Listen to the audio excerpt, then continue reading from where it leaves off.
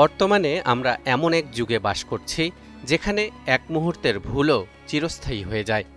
সামাজিক যোগাযোগ মাধ্যমে একটি ভুল স্ট্যাটাস, কোনো অশালীন ছবি কিংবা কোনো অযাচিত মন্তব্য সবই হয়ে যায় মানুষের স্থায়ী পরিচয়। নামের সাথে লেগে যায় নির্দিষ্ট কোনো ট্যাগ, যেই ট্যাগের গণ্ডি থেকে মানুষ চাইলেও আর সহজে বের হতে পারে না, মিশতে পারে না সাধারণদের কাতারে।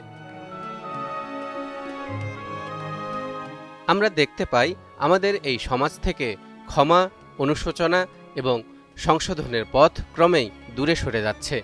একজন ব্যক্তি অপরাধ করে সহজে ভুল স্বীকার করে অনুতপ্ত হতে চায় না। অন্যদিকে সেই অপরাধী ব্যক্তিকে ক্ষমা করে আমরাও আর কাছে টেনে নিতে চাই না। অথচ কোরআন আমাদের শেখায় অনুশোচনা এবং ক্ষমা হলো মানুষের জীবনে সবচেয়ে শক্তিশালী গুণাবলী, যা আমাদের সংশোধনের পথে নিয়ে যায়। হযরত আদম আলাইহিসসালাম ও ইবলিসের ঘটনা আমরা কে না জানি। কুরআনুল কারীমের বিভিন্ন স্থানে আদম আলাইহিসসালাম এবং ইবলিসের মধ্যকার যে বৈপরীত্য তুলে ধরা হয়েছে তা আমাদের শেখায় অনুশোচনা এবং অহংকারের পরিণতি কি হতে পারে। আদম আলাইহিসসালাম ও তার স্ত্রী হাওয়া যখন ইবলিসের প্রলোভনে পড়ে নিষিদ্ধ বৃক্ষের ফল খেয়েছিলেন, তখন তারা তাৎক্ষণিক অনুশোচনা অনুভব করেছিলেন এবং আল্লাহর কাছে ক্ষমা চেয়েছিলেন। এরশাদ হচ্ছে, ফাতালাক্কা আদামু মির রাব্বিহি কালিমাতিন ফাতাবা আলাইহি ইন্নাহু হুয়াত তাওয়াবুর রহিম।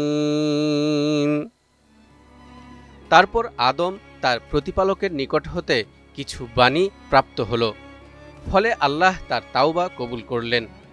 নিশ্চয় তিনি ক্ষমাশীল, করুণাময়। আদমের সেই তাওবা বা অনুশোচনাই তাকে আল্লাহর কাছে ফিরিয়ে এনেছিল। অনুশোচনা এবং ক্ষমা চাওয়া তাকে সংশোধনের পথে নিয়ে গেছে। অন্যদিকে ইবলিস অহংকারের কারণে নিজের ভুল স্বীকার করতে রাজি হয়নি। আল্লাহ আদমকে সেজদা করার নির্দেশ দিলে ইবলিস বলেছিল, قال ما منعك ألا تسجد إذ أمرتك قال أنا خير منه خلقتني من نار وخلقته من طين قال فاهبط منها فما يكون لك أن تتكبر فيها فاخرج إنك من الصاغرين। আল্লাহ বললেন, আমি নির্দেশ দেওয়ার পরেও কিসে তোমাকে সেজদা থেকে নিবৃত্ত রাখল? সে বলল, আমি তার চেয়ে উত্তম। আমাকে সৃষ্টি করেছ আগুন থেকে, আর তাকে সৃষ্টি করেছ কাদামাটি থেকে। আল্লাহ বললেন, এবার তুমি এখান থেকে নেমে যাও।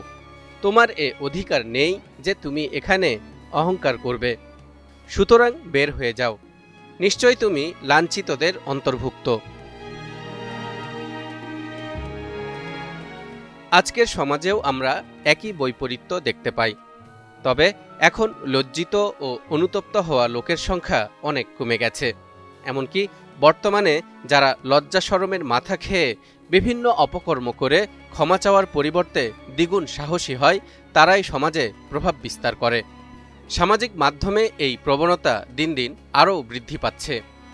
অহেতুক বিতর্কে যুক্ত হওয়া, ভুলের জন্য ক্ষমা চাওয়ার পরিবর্তে নিজের অবস্থানে অটল থাকা, এসব আচরণ আজকের সমাজে ক্ষমতা, জনপ্রিয়তা ও প্রভাব এনে দিচ্ছে। অন্যদিকে যারা ভুল করে অনুতপ্ত হয়, ক্ষমা চায়, তাদেরকে প্রায়ই আমরা অবহেলা করে দূরে ঠেলে দেই।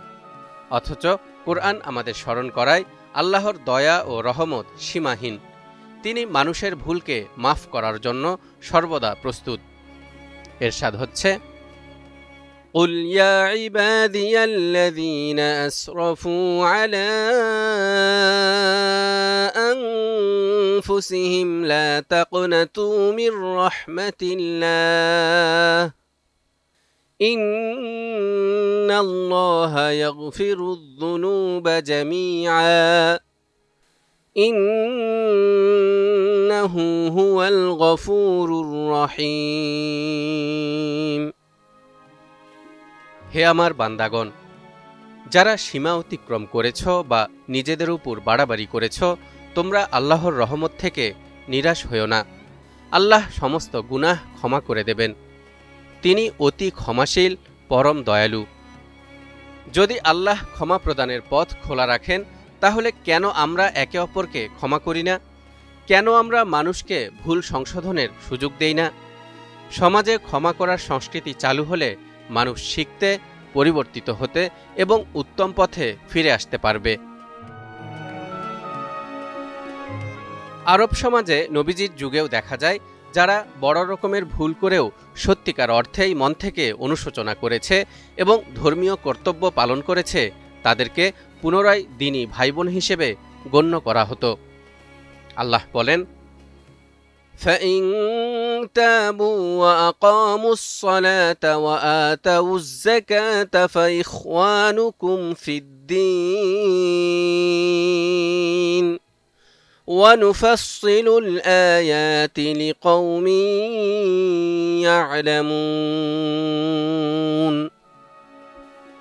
অতএব যদি তারা তাওবা করে, সালাত কায়েম করে এবং যাকাত প্রদান করে, তাহলে তারা তোমাদের দ্বীনি ভাই।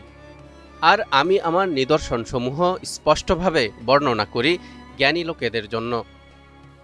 এই আয়াতের ব্যাখ্যায় তাফসিরের কিতাবে লেখা হয়েছে, কাফেররা যত শত্রুতা করুক, যত নিপীড়ন চালাক, যখন সে তাওবা করে মুসলিম হয়, তখন আল্লাহ যেমন তাদের কৃত অপরাধগুলো ক্ষমা করেন, তেমনি সকল তিক্ততা ভুলে তাদের ভ্রাতৃত্বের বন্ধনে আবদ্ধ করা এবং ভ্রাতৃত্বের সকল দাবি পূরণ করা মুসলিমদের কর্তব্য।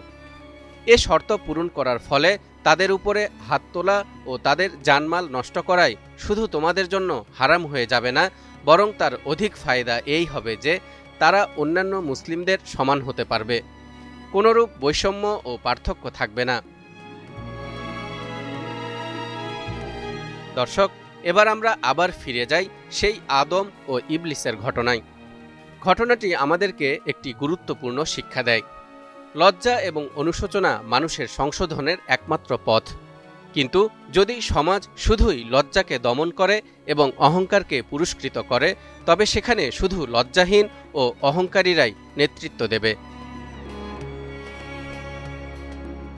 মনে রাখবেন, লজ্জা কখনো দুর্বলতার প্রতীক নয়। এটি হলো নৈতিক শক্তি, যা অনুশোচনা ও ক্ষমার মাধ্যমে মানুষকে পুনরায় আল্লাহর নিকটে ফিরিয়ে নিয়ে যায়। কাজেই আমাদের উচিত ক্ষমার সংস্কৃতি ফিরিয়ে আনা, যাতে মানুষ শিখতে পারে, পরিবর্তিত হতে পারে এবং সমাজে পুনরায় সম্মান পেতে পারে। আল্লাহর দয়া যেমন সীমাহীন, তেমনি আমাদেরও উচিত অন্যদের প্রতি সেই দয়া প্রদর্শন করা।